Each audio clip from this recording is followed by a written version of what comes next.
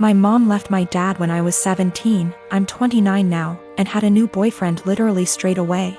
We all suspected that she was cheating with this dude beforehand, but there was never any proof, and she even to this day refuses to admit it. She had 2 more kids with this guy.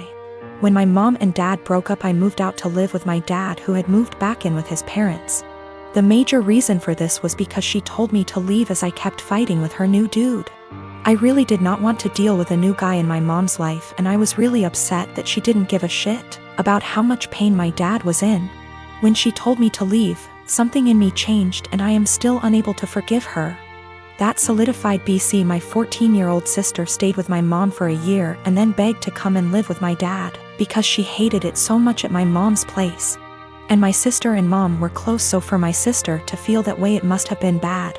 Since I was 18, my grandparents kept pushing me to start a business. BC. I liked to tinker and had built a few specialized tools for a niche construction industry that my dad was in, and they saw potential in me.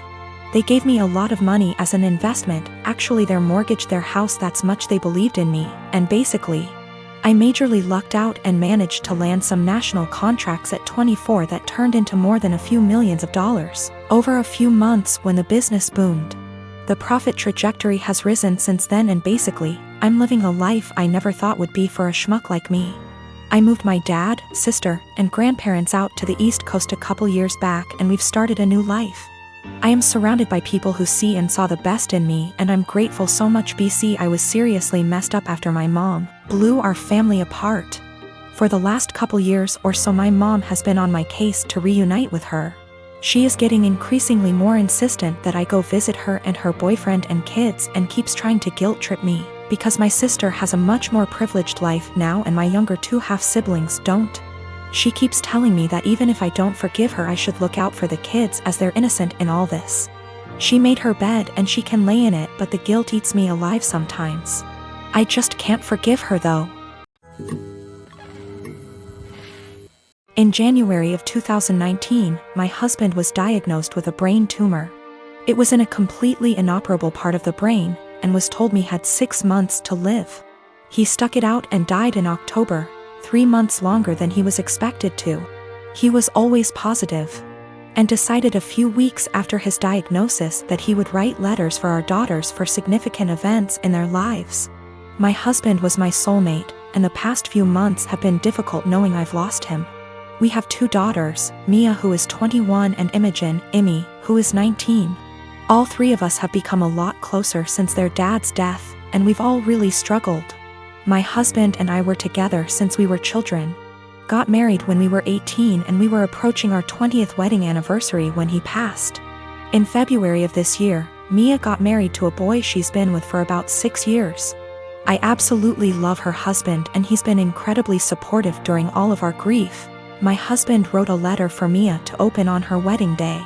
It's worth noting that my daughters were unaware of these letters. It was my job to give them to our daughters. Her wedding day comes around and I just can't bring myself to give her the letter. I read it and just wanted to keep it to myself. I had his handwriting and his words, and it felt like he was there, and I couldn't bear the thought of giving that up yet. I was fully intending on giving her all the other letters as the events happened. Last week, Mia and her husband bought their first home together. They'd been living at our home since they got married, and so had a lot of stuff to pack and move to their new house. Mia asked me where her important documents were, passport, birth certificate, etc. So I told her they were in my top drawer of my dresser in my bedroom. The only letter that was in there was the one I was meant to give her on her wedding day. The rest were hidden away. She immediately recognized his handwriting, and of course it was addressed to her, so she read it and broke down. She came and found me and started screaming at me, asking how I could be so selfish. I didn't really know what to say apart from the fact that I wanted to keep it and she could take a picture of it. Both my daughters called me an asshole and are convinced I'm keeping them from a load of their dad's stuff. My boyfriend of almost 3 years told me a series of white lies that, to me, seem more serious. Can't tell if I'm overreacting or if this is actually indicative of a bigger problem. My boyfriend and I have been dating for almost 3 years, living together for 2. We have a pretty good relationship, obviously with ups and downs, but we make it work and are happy. A little background on me and my boyfriend. I come from a single-parent home. My father was absent. My mother was and is by no means perfect, but she did her best with what she had. We were poor. Life was never easy for us, but we had each other. Since I was pretty young, I've wanted to pay her back someday. I've worked incredibly hard to be able to do so. I help her financially as much as I can and regularly pay her bills / send her cash.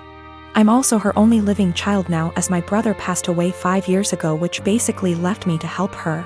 I don't care, I love my mother, and the right thing to do is to help her when she needs it. But is stressful. This is relevant because my boyfriend described coming from a somewhat similar past, and it is something we have bonded over. Having the mutual experiences seemed to bring us closer.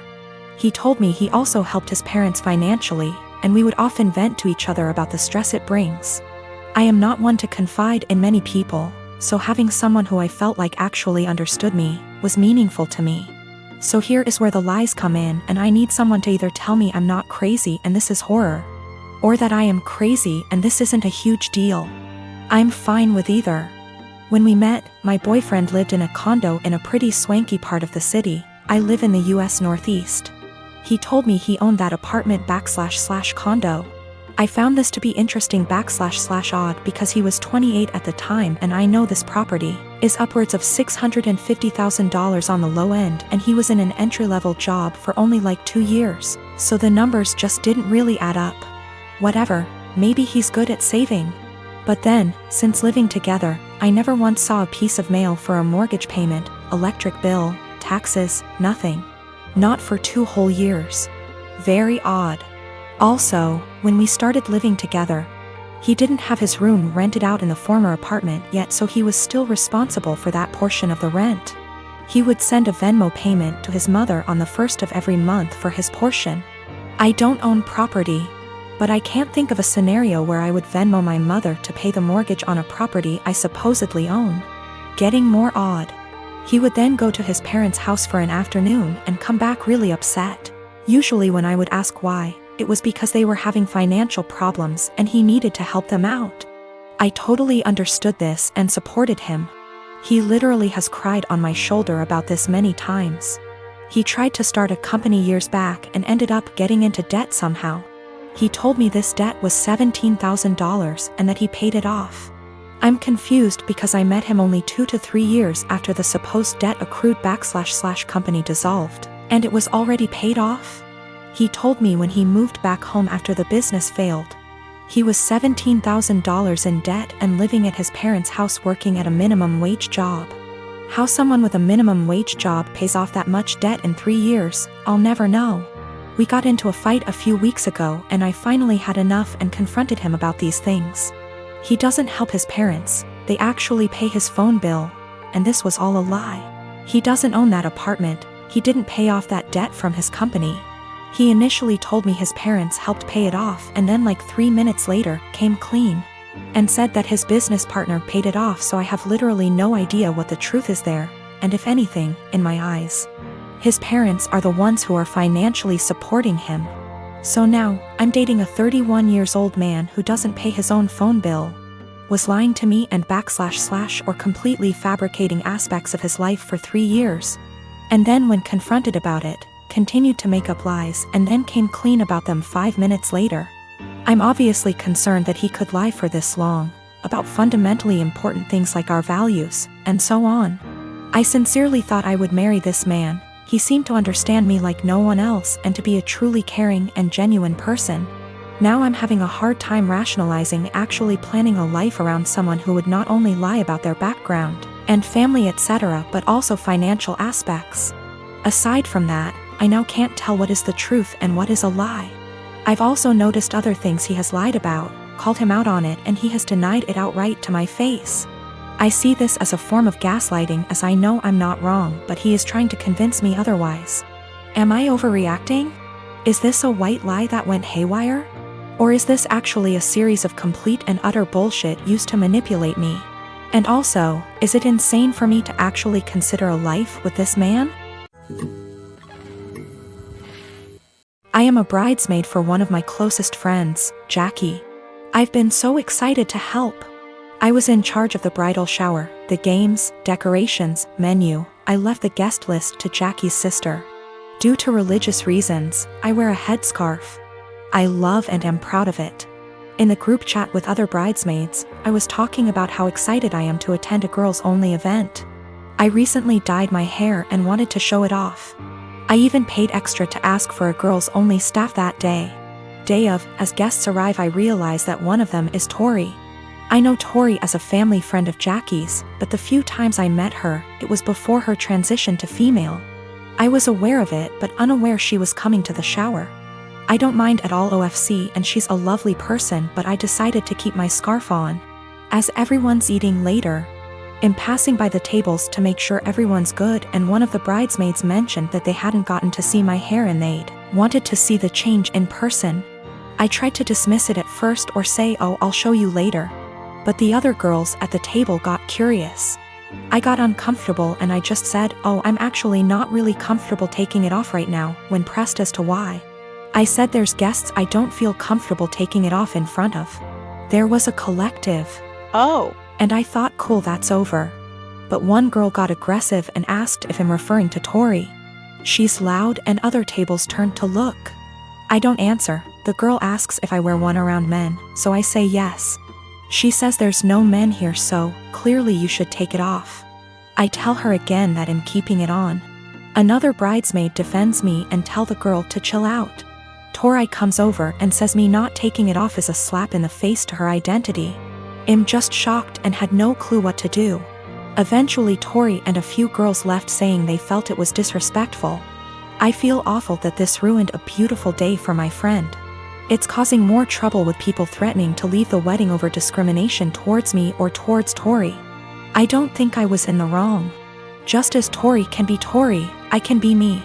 I feel like it would be the equivalent of me making Tori or someone else adjust for me. I feel like we should just accept and respect each other, rather than be woke one-sided. My question is more about being honest as to why I couldn't. Jackie is on my side, but Jackie's sister is giving her hell for it, saying she purposely left out that detail in the guest list to test me. Jackie says I should have brushed it off and said I was having a bad hair day or avoided giving an answer. I didn't ever mention Tori's name in my answer, and I don't think my answer was rude. But seeing how much stress it's causing him, thinking I should have made up a lie? When I said no, Tori and a few others pushed it and Tori gave the ultimatum that I have to take it off as a sign of respect or they would leave. I said no. They ridiculed me, my faith, and even the bride and others for defending me. They were blatantly hateful towards my religion, and Jackie's sister purposely arranged for this to happen. For the religious standpoint, I am not aware of where she is in transitioning or what her sexual preferences are. I would never ask either, as that is personal. But that is information I would like before making a decision on how comfortable I feel with exposing my hair.